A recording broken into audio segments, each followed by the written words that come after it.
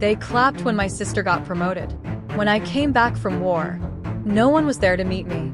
Just a voicemail from Dad saying, "You're always busy." Like I'd skipped lunch, not survived hell. My name is Colleen Walsh. Before I share how I led some of the most classified missions the US military has ever executed, how I uncovered betrayal from inside my own family, and how I survived being forgotten, please do one thing. Backhand index pointing right, drop a listening in the comments or tell me where you're watching from. Because telling the truth out loud gets a little easier when you know someone out there is hearing it. My mother once told me, gently, over coffee, "Not everyone is meant to be exceptional, sweetheart. Someone has to support the stars." I was 19, just commissioned, uniform stiff, chest full of pride, and her words shattered something inside me. Not with cruelty, but with quiet certainty. From that moment, I started noticing the silence more than the praise. Not outright rejection, but omission.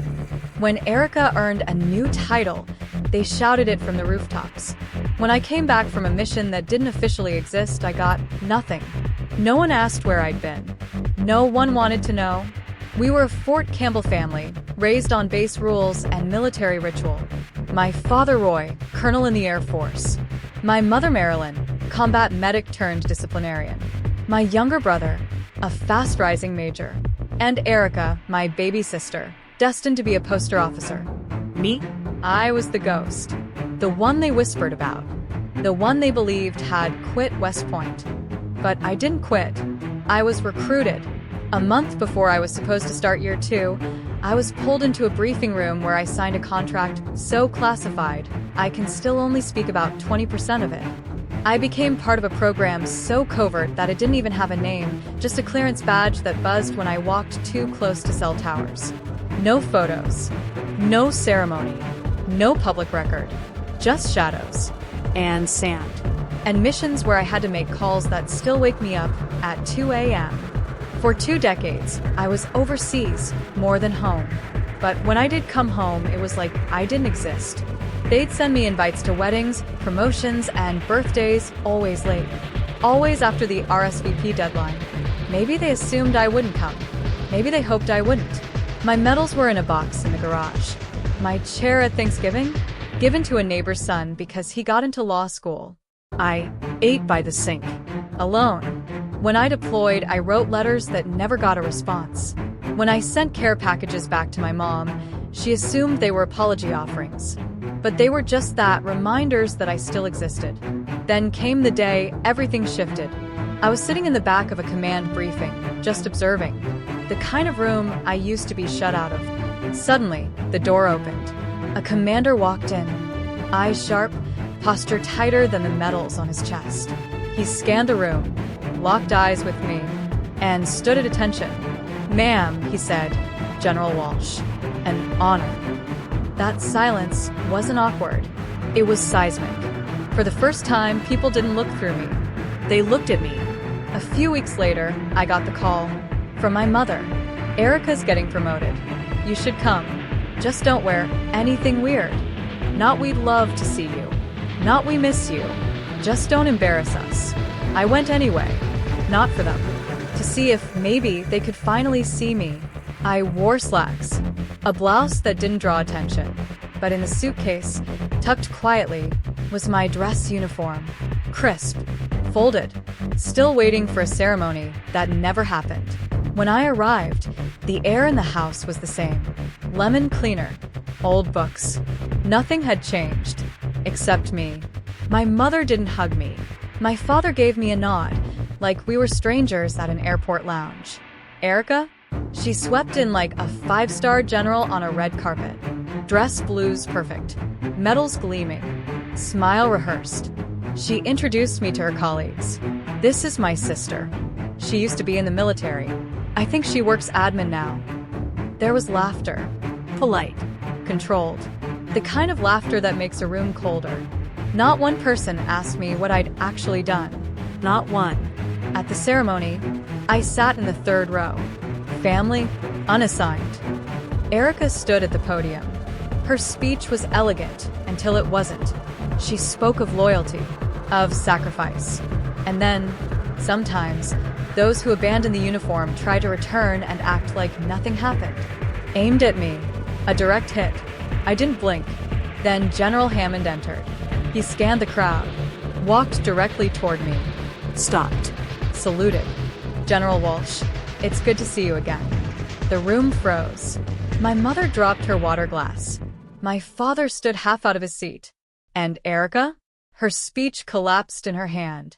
That moment wasn't revenge. It was clarity. Later that night, in my guest room, I found it. A manila envelope. No name. No signature. Inside, a scanned email. Subject line: reckless operation. Civilian casualties. A vague but calculated attempt to smear me. But I knew that language. It came straight from an after-action report only 3 people had seen. One of them was Erica. When I confronted her, she didn't flinch. Because you weren't supposed to win, she said. You left. I stayed. I worked my way up, and they still talked about you.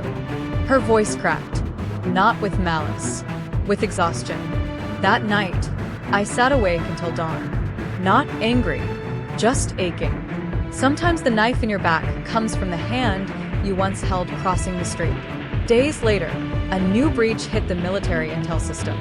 A classified operation I'd led in Syria suddenly leaked online, and the trail traced to a laptop previously assigned to me, a device I hadn't touched in 5 years. But someone else had.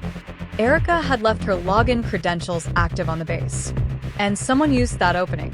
The real enemy?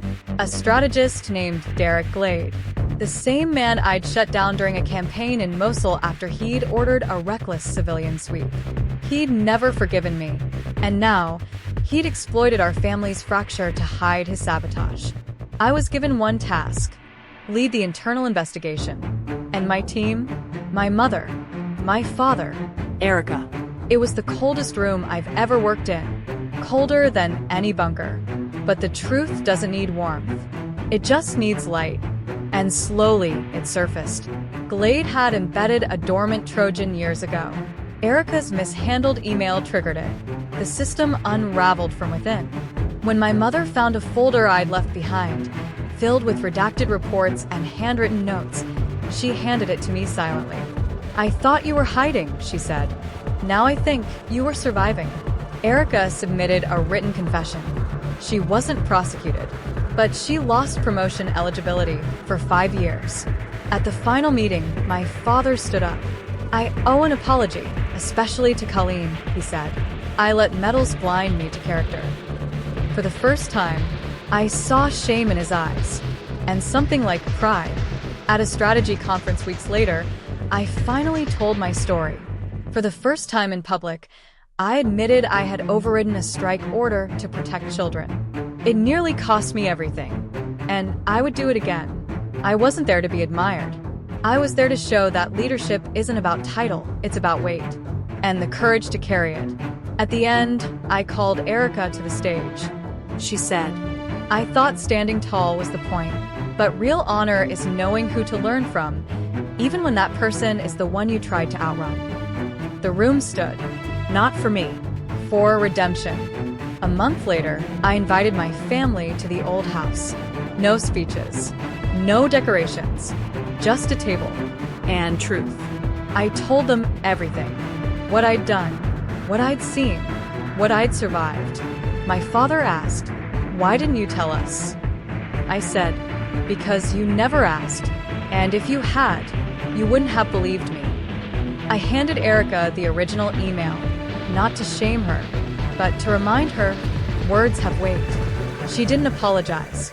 She placed her hand on my shoulder. And it was enough. Now I live a quiet life. I advise NATO. I teach once a month at Fort Campbell. Erica never misses a class.